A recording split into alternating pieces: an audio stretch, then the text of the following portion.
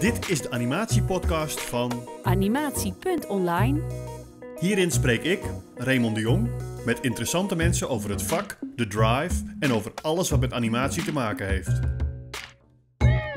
Dit is aflevering 3 en in aflevering 3 praat ik met Joshua Rogers van Hip Hop Culture Coaching. En met hem heb ik het over het klantperspectief. Dus hoe kijkt de klant naar het maken van een animatievideo? Voordat ik de gasten bijhaal, eerst nog even dit. Ik wil jullie, kijkers en luisteraars van de Animatiepodcast, heel erg bedanken voor jullie feedback en reacties op de eerste 2 afleveringen. Super tof. Er staan nog een hele hoop leuke gasten in de planning. En blijf het volgen en kijken. Check ook op Instagram, Animatiepodcast, volg het daar.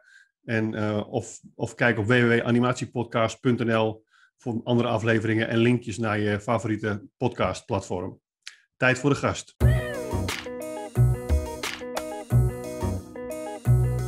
Joshua, welkom in de Animatiepodcast. Ik wil het met je hebben over het klantperspectief, zeg maar. Ik heb ooit een aantal animatievideo's voor je gemaakt. En het lijkt me heel interessant om ook die kant te belichten.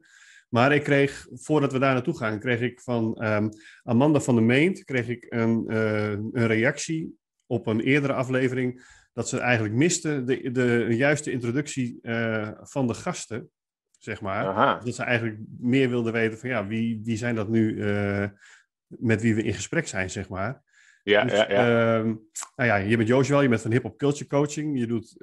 Je combineert coaching met hip-hop. Dus hip-hop elementen en coachingselementen, die verbind je daarmee heb je een nieuwe manier van coaching ontwikkeld. Zeg ik het dan goed? Ja, klopt. Moeten we er nog iets aan toevoegen? Moeten we iets aan toevoegen? Nee, dat is het wel een beetje een nutshell. En dus als we het hebben dan over coaching, is het wel gewoon, kan ook individueel, maar het is ook heel erg gefocust op het groepsverband. Dus het communiceren binnen de groep, hoe gaat de communicatie? Dat kan bij jongeren zijn, maar ook vooral bij teams en bedrijven. Te kijken van hoe communiceren mensen met elkaar binnen het bedrijf? Of het kan gaan over persoonlijke communicatie of laten noemen communicatie naar problemen of uitdagingen die ze hebben. En vanuit daar gebruiken we dan de hip-hop, gewoon de elementen erin als middel. Om ook gewoon het onbewuste te triggeren. En dat ook een beetje meer naar voren te brengen. En dan gewoon, dan pakken we een heel cliché term, out of the box thinking. Om juist gewoon die box een beetje open te schudden. Out of the boombox dan, zeg maar. Precies, out of the boombox. Ja, nee, tof. Hoe kwam je op het idee om een animatie te laten maken voor je eigen bedrijf? Hoe het idee kwam, eerst dacht ik ook van, qua bijvoorbeeld sessies die ik doe of wat dan ook, dan zit je nog wel heel erg met ten eerste nog het privacy gedeelte. Weet je, dus heel vaak doen mensen gewoon sfeer-impressies. En toen dacht ik van, wat ik ook gewoon heel tof kan doen, is gewoon een beetje een animatie met wat uitleg erin. Dan ben ik niet zo afhankelijk van, laten we pakken al die AVG, privacyregels. Iemand, wil jij op de film? Nee, jij sticker erop, jij geen sticker op je shirt. Ik noem het even allemaal van die soort dingen. Ja. En toen vond ik ook gewoon het animatiestijl gewoon heel tof. En toen we ook in het gesprek waren, weet je, voor precies in de niche, de hoek waar ik in zit, dan wil je wel gewoon de stijl moet wel juist zijn. Het kan niet gewoon een animatiefilm zijn. Er moet best wel laten we zeggen, een hiphopbrandje eraan vastzitten. Ja, want sommige mensen die dat misschien niet weten, is dat ik zelf ook een hiphop achtergrond heb. We hebben heel lang gerapt. We komen allebei uit die hiphop scene. En we hebben elkaar leren kennen door een gemeenschappelijke hip-hop vriend, als het ware. Zeg maar. Hij was een keer te gast in jouw podcast. Je hebt ook een podcast. En ik ben een keer te gast geweest in jouw podcast. Dus het is één grote zelfbevlekkende organisatie. Dit. Circulair noemt dat. Circulair. Het is een circulaire organisatie. Precies, dat is circulaire economie. Heel goed. Nee, weet je, dus vandaar die context met de hip-hop. En Want jij bent zelf toen met de inhoud eerst bezig gegaan, om te zien van wat wil ik nou precies vertellen. En hoe heb je dat aangepakt, zeg maar? Hoe ben je daar voor gaan zitten? Hoe ik het heb aangepakt is gewoon om te kijken van oké, wat wil ik precies vertellen? En ik had natuurlijk ik had natuurlijk al een flyer staan, zeg maar, met een beetje het verhaal erin. Toen dacht ik van oké, wat is belangrijk voor de mensen om te weten? Het belangrijkste is gewoon nou, wat er gebeurt, wat de resultaten zijn. En ook een beetje van hoe dat een beetje gaat. En ik had dan ook een soort van idee van oké, met animatie kan je gewoon heel veel toffe dingen doen. Weet je, wat je normaal gesproken niet 1, 2, 3 zou kunnen doen met live action. Dus toen dacht ik van oké, hoe kan ik dan een animatie gebruiken om het verhaal een beetje te vertellen? Weet je, maar ook gewoon kort en krachtig. Dus ben ik een soort van gewoon stap voor stap er doorheen gaan van oké, dit zijn de dingen die ik wil dat mensen zien als resultaten. Wat is daarvoor nodig? Wat moet daarvoor verteld worden? En zo is een beetje dat proces gelopen. En toen had ik bijvoorbeeld ideeën. Ja, wat ik ook heel erg van ben, is ook let the creator create. Dus voor mij was het gewoon een soort van oké, ik maak een raamwerk en ik geef dat over. En dan kijken wat er gewoon nu is het in jouw geval, vanuit jou ontstaat. Weet je, het zijn gewoon kleine fijne kneepjes dat je als klant gewoon niet weet. Misschien heb je zo'n wow, mega groot idee. Maar dus ook de kunst om een mega groot idee een soort van te weten te kunnen loslaten. Van sommige dingen kunnen wel, sommige dingen kunnen niet. Kan te maken hebben met budget. Misschien gewoon te maken hebben met techniek. Dus daarom dat ik voor mezelf gewoon zeg van ik maak een framework. En dan van daaruit zie ik wel wat terugkomt. Ja. En gedurende het proces, want we hebben het toen ook over gehad om een stemacteur of actrice in te huren om je boodschap in te spreken. Maar aangezien je zelf ook A, de goede opnameapparatuur hebt en B, ook wel een goede stem en natuurlijk ook het gezicht bent van je eigen organisatie, hebben we er toen ook voor gekozen om in ieder geval te testen, kijken hoe dat werkte om je eigen voice-over in te spreken. Hoe was die ervaring? Want een voice-over inspreken is anders dan iets anders zeg maar, inspreken of opnemen even, denk ik. Of niet? Of was het... Nou, wat ik voor mijzelf, het voelde niet als iets super nieuw te doen.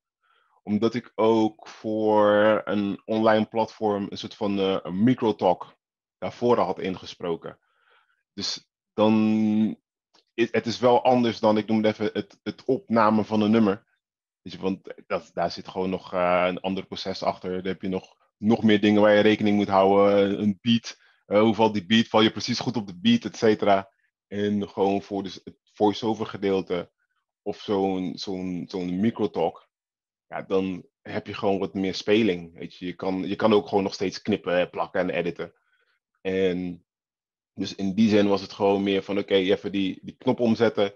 Van nu wordt het gewoon een gesprek met iemand met de kijker. Gewoon een gesprek met de kijker. En dan in die zin is het ook gewoon wel even letten op. Nou, komt het wel gewoon heel zuiver door? Is de uitspraak goed? Hangt wel van hoe scherp je apparatuur is. Hoort het of de slik die je hebt gedaan. Gewoon van die soort kleine dingetjes. Dan let je wel heel erg daarop. Ja, maar met voice-over is het altijd zo dat je... Ik doe het zelf wel vaak als ik iets moet opnemen, dat ik het uitprint en dat ik dan bij dingen die ik echt wil accentueren, die belangrijk zijn, zeg maar, dat we samen werken, of ik noem maar iets, dat je dan al die dingen die je wil accentueren onderstreept. En dan heb je ook meteen een beetje een beeld van, kijk, als je nou superveel dingen onderstreept, ja, dan weet je, ik heb veel te veel accenten en dan wordt je tekst voor de hele tijd zo, precies, weet je wel? Ja. En dan kun je wel zien van, oké, wat is nu echt belangrijk? Dus dan kun je ook qua accenten geven, kun je ook al wat richting krijgen, zeg maar. En kijk, wat het makkelijke ditmaal is natuurlijk, het is gewoon de tekst die wij samen hebben opgesteld. Ja. Dus dan weet ik het. Als ik het al op papier zie, dan weet ik al waar de soort van de tonen een beetje omhoog moeten gaan. Op welke woorden vind ik belangrijk. Dus dan maakt dat makkelijker. Maar ik kan me ook voorstellen, stel je voor, het is een tekst die ik niet heb geschreven. Weet je, dan is het ook wel gewoon maar even kijken van, oh ja, waar zou die persoon dat willen? Weet je, en dan wordt het wel ook dan wordt er ook voor mij een soort van cues inbouwen. Van oké, dit is wel hier misschien, hier en hier.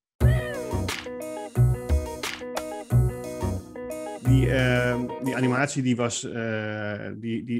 hebben we gebouwd. En toen heb ik de eerste versie over de schutting gegooid. En ik heb er als schijntje, of als extraatje, heb ik jouzelf een rol gegeven daarin. Als een soort character die het verhaal vertelt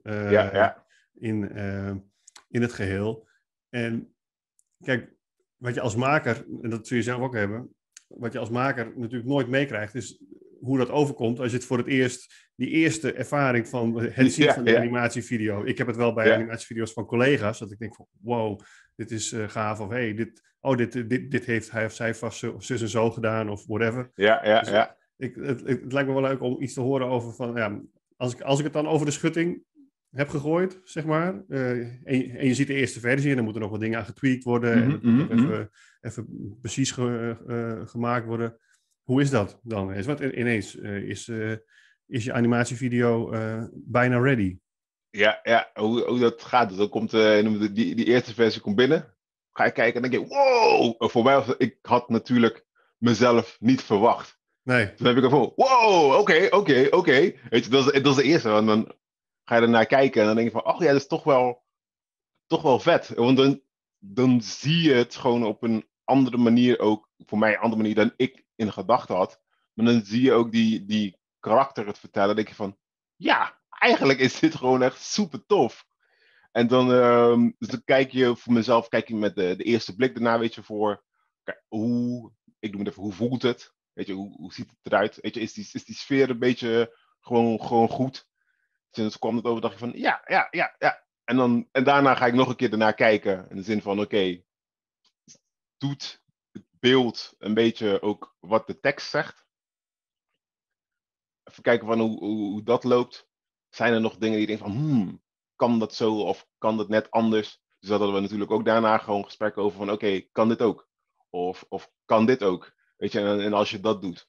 En het handige ervan is, omdat ik ook een soort van, ja, ik ben ook een maker. Dus dan kijk ik er misschien ook in een soort van met mijn makersoog kijk ik er ook naar. Dus dan zie ik dingen en dan denk ik ook van, oké, maar als hij dat doet, misschien gebeurt dat en dat en dat. Dus dan krijg ik de vraag van mij, ja, kan dit? Want ik zie een soort van sequence. Kan die sequence onderbroken worden? Weet je, maar zo kijk ik er dan naar. Weet je, en voor de rest ook, nou, wat je toen ook aan het begin zei van, ja, ik vond het al hartstikke tof. En dan is het een beetje een soort van, oké, laten we echt gaan zoeken. Gewoon echt even, echt heel kritisch ernaar kijken van, oké, wat mist daar? Wat is dat daar? Wat is dat daar? In sommige gevallen dan is het ook van, Who Wants to be a Millionaire? Schakel je even een hulplijn in. Gewoon dat iemand die een soort van niet dezelfde binding ermee heeft. Nee, precies, een frisse blik naar kijkt. Gewoon een frisse blik. Dat die er ook naar kijkt en kijken wat de reacties daaruit zijn. Want dat zijn de reacties die, ik noem even, de rest van de wereld ook heeft. Die er gewoon eventjes naar kijkt. Ja, precies. Die zitten niet heel erg te kijken van, loopt die animatie daar goed? Is dat wel een soort van, komt dat overeen met wat hij zegt? Weet je, die kijken gewoon in één blik. En als je al heel vaak teruggeeft, oh ja, maar dat is vet. Oh ja, dat is vet. Ja man, dat is ook goed. Dat is ook goed. En we hebben natuurlijk een aantal animaties. Dus stuur ik de aantal toe om te kijken van, kunnen ze ook misschien het verschil zien in de animaties die er zijn. En dan van daaruit ook weer kijken van, oké, deze zegt dit, of ze zeggen helemaal niks. Dan is het alleen maar, ik noem het even, mijn super kritische blik. Om echt het zoeken naar, dat dan terugkomt. Ja, maar dat is natuurlijk ook de vraag die je dan krijgt. Van, kijk even of er nog iets is of je wat opvalt, zeg maar. Dus ja, als je dan die vraag stelt aan iemand, ja, dan gaat diegene dat natuurlijk ook doen. Dan ga je ook echt kijken en speuren en zien of er nog iets getweakt kan worden. Maar waar we net eigenlijk in mijn vraagstelling eigenlijk helemaal aan voorbij ben gegaan, en dat is eigenlijk de basis van dit alles, is waarom wil je een animatie laten maken, zeg maar? Want we hebben wel van wat je er, of hoe je op het idee kwam, maar wat was je doel ermee? Wat wilde je met die animatie? Oké, dus het doel is meer van mensen ik noem het even meer een uitleg te geven van wat de dienst is. Dat ze het snappen. En ook om dat gewoon op een manier te doen dat ze het zien. Dus als ze het animatie hebben gezien en gehoord, dat ze denken van, oh, oké, dat. En dat is ook meer doorhebben van het is, laten we zeggen, voor het zakelijke kant, meer aan de zakelijke kant, echt het communicatiegedeelte, groeigedeelte en wat minder is het een rap workshop idee. Weet je, wat gewoon heel snel eraan wordt gekoppeld. Weet je, en dan wordt het meer een entertainment iets dan een procesmatig groei iets. Weet je, en dus dat is ook gewoon de waarom. Ja. Van waarom laat ik het zo brengen? En dat is ook gewoon ook nog een waarom. Dan is het ook ergens gewoon mooi op beeld met uitleg. Dat ik het ook makkelijk gewoon kan toesturen. Dan hoef je niet iedere keer mij te spreken van, maar wat is het nou? Ja, dan heb je gewoon in een minuutje heb je even iemand up-to-date, zeg maar. Ja. En waar wil je die video voor gaan gebruiken? Op de website neem ik aan, maar wat was je plan nog meer ermee? Ook qua advertenties. Dat hij ook gewoon een advertentiemolen in gaat. Weet je, dat het gewoon af en toe bij mensen langskomt. Te kijken van, weet je, het is een animatie dat kan gewoon heel erg blijven hangen. Je denkt van, hé, oké, dit wil ik nog wel even uitkijken. Weet je, even uitkijken, kijken wat het is. In plaats van weer, ik noem het even stel je voor, je doet het op YouTube.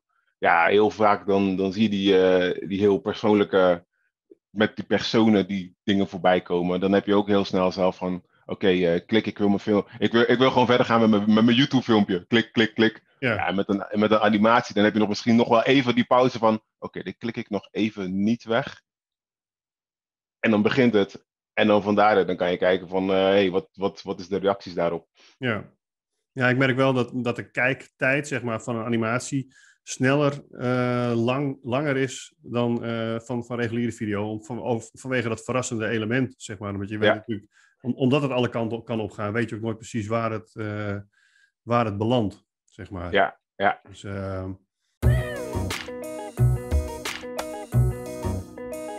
en dan het op één na belangrijkste, zeg maar, van hoe waren de reacties? Ja, de reacties waren natuurlijk gewoon super tof. Weet je, iedereen die ik daarna had gesproken zei, ja, leuke animatie, tof. En dan hoor je ook gewoon, ja, ook leuk dat je er zelf erin voorkomt. Dus ik doe dat bonusje, ja, dat trok mensen ook gewoon heel erg. Zeker mensen die me kenden, want die zien ook de animatiepoppetje en die denken van, ja, het ziet ook gewoon, dat ziet ook gewoon eruit zoals jou. Weet je, dus voor hun was het ook weer gewoon een trigger van, hé, het is gewoon vet. En ook gewoon de stijl, omdat de stijl gewoon anders is. Weet je, hoe het een beetje erin verwerkt.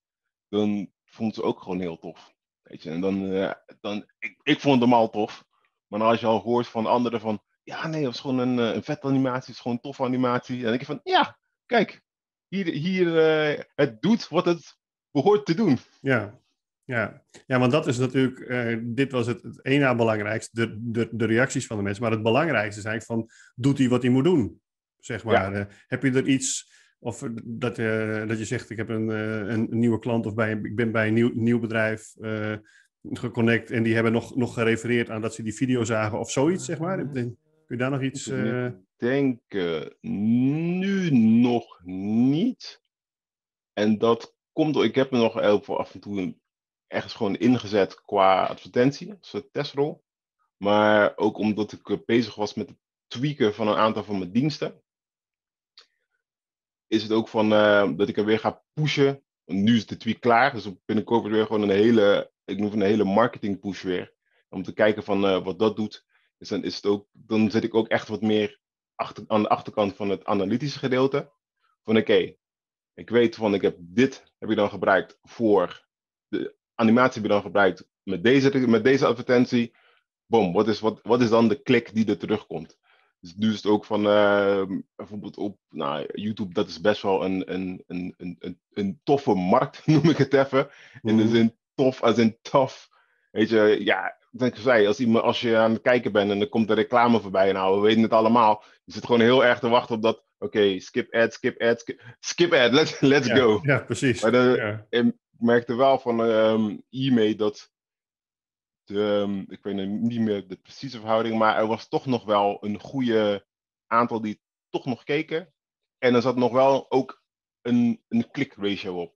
Weet je, het is niet een click ratio van 10% of zo, maar wel gewoon mensen die stopten bij van, oh wacht, ik wil toch nog wel even naar de website gaan. Ja, precies. Dus dan van daaruit, en dan kijk ik puur naar hoe mijn eigen gedrag is op YouTube en van velen die ik ken. Ja, als een advertentie voorbij komen, ja, dan ga je komt heel weinig voor. Ik heb het nog nooit gedaan dat ik dan heb geklikt, oké, ik ga visit de advertiser. Dat ga ik niet doen. Maar ik merk wel van, nee, het gebeurt wel. Dus bij de animatie gebeurt het wel. Dus in die zin van, dan doet het wel wat het zou moeten doen. Want als jij iemand vanaf YouTube een soort van kan trekken om te gaan klikken om toch naar je website te gaan. Terwijl zij eigenlijk in het midden van hun eigen filmpje zitten. Als het in het midden voorbij komt. Of misschien kan het ook zijn net aan het einde. Maar dan merk je al gewoon de kracht dat hij heeft. Ja. Puur omdat het is gewoon iemand die klikt gewoon van oké, dit vond ik wel tof. Ik ga toch wel even kijken. Ja, en het is... je kan het natuurlijk volledig meten. Weet je wel, je kan het afhaakmoment in de video kun je precies zien op YouTube. En als je het allemaal goed inricht, dan kun je natuurlijk dat volledige proces van hoe iemand op je website komt, wat zijn gedrag op je website is. Je kan hem weer retargeten. En het is natuurlijk vaak wel zo van als mensen met een bepaalde regelmaat je brand horen, je merk of je dienst. Ja. Dat het toch een soort ergens in het achterhoofd genesteld wordt, zeg maar. En dat het dan toch misschien op de iets langere termijn, als je er weer bent. En daarom is het ook altijd handig om het wel te blijven pushen, zeg maar. Ook op je socials. Maar jij doet ook met adverteren dan, zeg maar. Om dan wel af en toe weer even een herhaling. En misschien ook weer retargeten van een bepaalde doelgroep. Omdat ze dan, dat heb ik eerder gezien. Interessant. Ja, en dan niet precies. doorschieten zoals sommige mensen die dat iedere dag... En dan zie je weer dezelfde cryptocurrency miljonair in Dubai. Of iets, weet je wel. En sommige mensen schieten daar helemaal... En dan werkt het juist weer tegen je. Dan vind ik het zelf ook bloedirritant. Ja, precies. Maar dan heb je hem weer, klik. Ja. Ik heb het nu bijna met de marktplaatsadvertenties, moet ik zeggen. Die komen, dan pak ik even bijvoorbeeld YouTube. Ja, dat is gewoon, die worden bijna gewoon een standaard die bij mij voorbij komen. En wat nog erger is, je kan ze niet wegklikken. Dus dan zit je echt gewoon, oké, snel. Ja, 10 seconden te wachten tot je er doorheen bent. Tot je er doorheen bent. Ja, ik vond het heel interessant om het even met je hierover te hebben, zeg maar. Toch weer een ander perspectief op de animatievideo. En wat zijn je plannen nu nog voor de toekomst? Niet zozeer met die video, maar meer in algemene zin met je onderneming. In algemene zin is gewoon ook weer het groeien. Ik ben ook bezig met een team samen te stellen. Voor het groei. Dus ik merk gewoon bijvoorbeeld sommige dingen waar ik heel sterk in ben. Nou, dat is goed. Maar er zijn ook dingen waar ik gewoon wat zwakker in ben. Dus daar ben ik ook teamleden aan het zoeken. Ik heb er al een gevonden. En ook van hoe ik de onderneming gewoon zie in de toekomst. Ben ik dat ook aan het verbreiden. Dus om mensen mee te nemen. Die ik nu heb gedaan. Ik heb al twee standaard coaches, trainers waarmee ik werk. En die hebben allemaal hun eigen specialisatie in het hip-hop gedeelte. En dan ben ik nu nog 2 anderen aan het zoeken. En dat is dan, ik heb het mezelf gewoon heel makkelijk gemaakt, waarin ik bezig ben met 2 specifieke dames aan het zoeken. En dan een dame die vanuit de graffiti-wereld komt. En een dame vanuit de DJ-wereld komt. Nou, ik heb nu al een dame mee ik in gesprek ben die vanuit de DJ-wereld komt. Dus dame en DJ-wereld, dat is wat makkelijker dan dame en graffiti. Maar dat is waar ik nu aan het groeien ben. En ook gewoon heel erg gewoon het meer naar buiten brengen van de brand zelf. Ja. Van de awareness eromheen creëren. Dat je daarvoor is animatie ook. Om ook gewoon dat mensen ook het idee hebben van, oké, dat is wat het is. Dat is wat het doet. Klinkt interessant. Laten we even contact opnemen. Ja, zo. Dat is hoe het werkt natuurlijk. En nog even voor mijn interesse, zeg maar, die 5 coaches die je dan hebt, dat zijn dan de 5 elementen van de hiphop die je dan gecoverd dus hebt, zeg maar? Ik heb dan dus de 4 coaches waar ik naar toe aan bouwen. Dat zijn echt wel gewoon de 4 elementen van de hiphop. Ja, de 5e element is, ik noem het even knowledge. Ja, knowledge, dat heeft iedereen. Dus dat komt gewoon mooi erin bij. Maar dat is dan het idee. En het is ook voor mij het klankbord. Ik heb natuurlijk gewoon een raamwerk, een framework van hoe ik de workshop zie. Maar die worden dan ook gelijk mijn klankenborden. Van oké, ik zie dat je dat doet. Dit is ook een mogelijkheid. Dit is ook een mogelijkheid. En dus met die uiteindelijk 4, dan wordt ook wel echt een opbouw van, ik noem het lesprogramma, gewoon keihard neer te zetten. En dat overdraagbaar wordt aan anderen. Dus daar gaan hun ook een hele grote rol in spelen. Ja, klinkt interessant. Ja, het is gewoon het verdere professionalisering van. Ja, zo werkt het. Nou, heel veel succes. En bedankt voor je tijd om in de animatiepodcast te gast te zijn. Ik hou je in de gaten en we houden contact. Ja, zeker. Tot zover aflevering 3. Wil je meer weten? Kijk dan op www.animatiepodcast.nl. Ook voor andere afleveringen. Tot de volgende. Vond je dit een leuke aflevering? Doe dan even een duimpje omhoog, want daar zijn de algoritmes gek op. Vergeet ook niet te abonneren op dit kanaal om de komende afleveringen meteen te kunnen checken als ze online zijn. En heb je een vraag of opmerking? Stel ze in de comments, want ik lees alles. Tot de volgende!